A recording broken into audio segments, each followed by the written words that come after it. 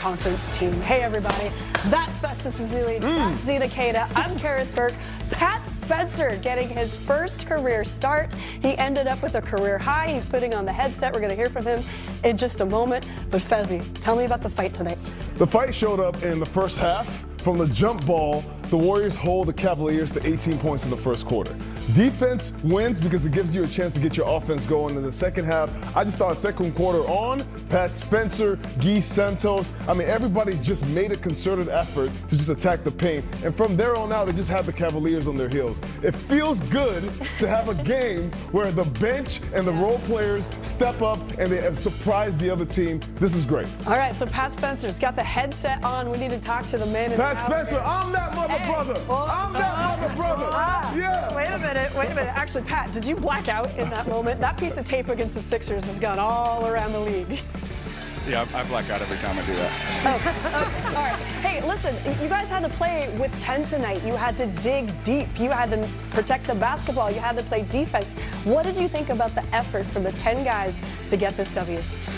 Yeah, it took a collective effort. We had 10 guys, but we had 10 pretty young guys today, and they were coming off a back-to-back. So we knew if we played with pace, got up and down, we would find some shots that were beneficial for us. Thought we did a heck of a job defensively on those guys. Like I said, they were on a back-to-back, so probably in our favor a little bit, but just proud of the guys. The effort and energy was off the charts tonight. All right, Pat, this is 3 games in a row now where the Warriors are facing the same situation in the game. What is your mentality? There's 1 minute left. You got maybe a 1-point lead, 2-point lead. What is your mentality even at the end when you have the pass to inbound?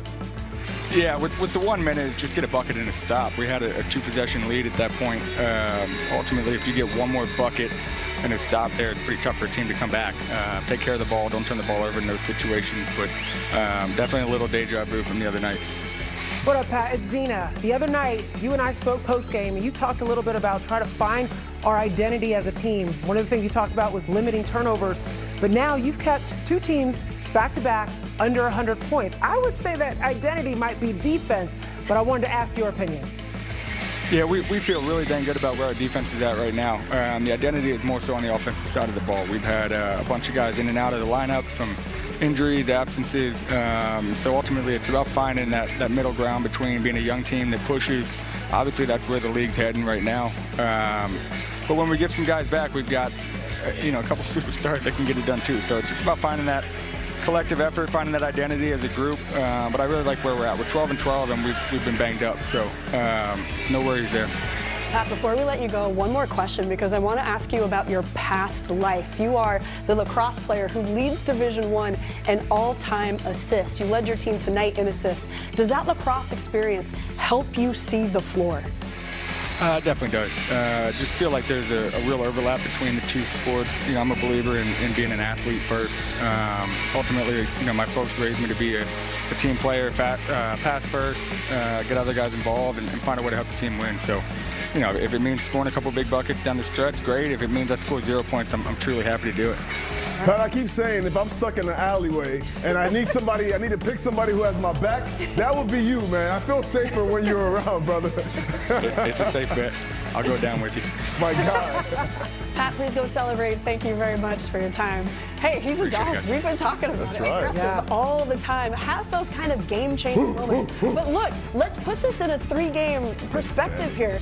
He got his career high tonight with 18. But, guys, one thing that's not on this list, 3 games, only 4 assists total. Pat has been the point guard, the organizer, and he's maybe one of the best stories in the NBA right now, Zena. Yeah, Pat Spencer, what it is just, one, we've talked about the poise, we've talked about his IQ. He's already, as he's responding to us about identity, he's talking about what the league's identity is, what the league's game is moving towards, and that's just the IQ that he plays with. But to have that IQ, that poise, that vision out on the floor, mixed with the bravado, mixed with the walk, the swagger with which he plays, that is exactly the type of person you want leading your team, because that type of person will do that. Drive to the basket, get within the trees, figure it out, from a place of offense so that your team can get going.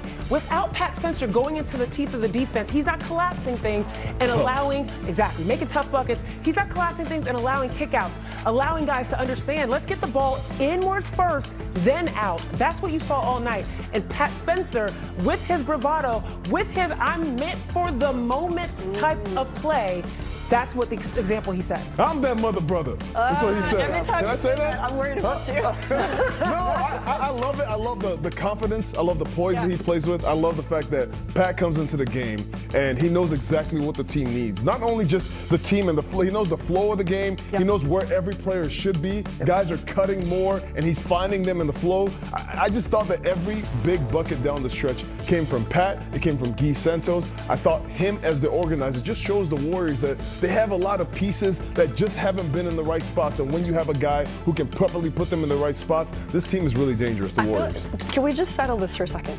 A two-way player getting his first career start, getting a career high that was also the team high, and having that kind of moment at the end of the game where he could wave goodbye to the Cleveland fans, heading out the door. Now, that's big. That's cold. You can't write the stories this well, all right? Pat Spencer, as much as we want to talk about him as the organizer, as him knowing the game and understanding high IQ, but let's talk about the shot making. Pat is making incredible tough shots at the end of the game. And this year he's shooting 39% from the three-point line. Last year he shot 22%. For him, it's all about reps. He has been waiting for these moments, just waiting, being a great teammate, being a role player, bench player, whatever. But these are the moments right here. Adversity hits, there's no Steph, there's no Draymond, no Jimmy Butler. We got Pat Spencer. That's what he said. Okay, we got Pat Spencer. Goes to show you just how much talent is in this league, and particularly in the G League. You talk about some of these teams that have done so well in developing their talent, like an OKC, for example, and what we've seen what they've been able to do over the course of the years. But for the Warriors specifically, a lot of the times when you look at Guy Santos, you look at Pat Spencer, for example, you look at these guys that come from the G League with no expectations other than to learn. You'd be fascinated by what they do, go to practice, and what they pick up by just osmosis, being around the greats, wanting to be like the greats. Pat Spencer is a perfect example of that. Guy Santos as well. Yeah. We also have to follow up on a note from our pregame show that the Warriors have a top 5 defensive rating. We saw some of that on display in the month of December, so it's a small sample size, but the Cavaliers were scoring 125 points per game. Tonight, held to 94 points. Fezzi, what do you think? I hope Chris Mullin's watching because I say defense wins championships. Why? Because it gives you a chance to get in the game. The Warriors offense lacking, missing Steph Curry, missing Jimmy Butler, and that offense didn't really matter because the Warriors were just they stifled the Cleveland Cavaliers, which is an extremely talented team led by 2 all-star guards in Darius Garland and Donovan Mitchell. Every big stop, every big time they were able to get a stop, they were able to run off of those stops. The Warriors are incredible with that because they have so many different guys that can plug and play. Quinton Post was huge. He was deterring shots, blocking shots, making guys scared to go in the lane. This is the points in the paint we keep talking about. The Cleveland Cavaliers just scored 80 points last game in the paint versus the Spurs. Tonight they have 48 points. That just says a lot about the defense and the toughness of the Warriors. I like the qualitative breakdown. Like, you could visually see everything that Festus is saying. I actually want to bring up the numbers to follow up everything you're mentioning. Okay. This is, tonight, the season low for the Cavaliers in assists. I know we're in the Western Conference. We're not thinking that much about Cavaliers and the Eastern Conference as much, and this is the first matchup against Cleveland. They are a team that prioritizes the ball being moved around. So new season low of assists for them. This is the second time in a row that the Warriors were able to keep a team to under 100 that scored typically on average 117 points or more. Second time in a row, 5th time this season.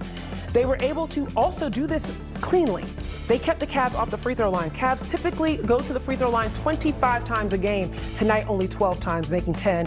And then they were also able to keep their points of turnovers, the Cleveland Cavs, to under 20, and their fast break points to half of what they typically do. Everything about what Festus just laid out, the execution was so clean. Everyone was moving on a string. It was wonderful, wonderful defense, and it was bought-in, focused defense as well. Okay, we got to hear what Steve Kerr has to say about this because, as Fezzi mentioned, 3 straight games, heart-pounding finishes. Thank goodness this one wasn't a heartbreaker. The Warriors deserving to get this W. We'll hear from the coach after this.